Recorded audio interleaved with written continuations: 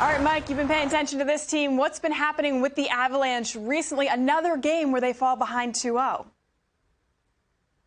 Yeah, that's 3 in a row now, and we're starting to see that template kind of work. Get behind a couple. Val Nichushkin will get you back in the game, but it's a dangerous recipe to try to pick up points in the NHL, and they were able to come back a few games ago and do it, and then there was an overtime loss, and then finally they end up not getting a point in the game. And again, the first couple of goals are off sticks, defenders, and bounces that are kind of working against you.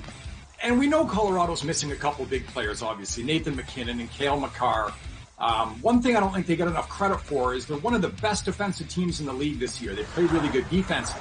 But this recipe of getting behind early and then having to fight back, it's so hard to do on a regular basis. You look at the stats in this game, zone time, shots, slot shots, dominant by Colorado. And they've done this to Arizona this season. They did this to Arizona in the playoffs last season. So they can control the game.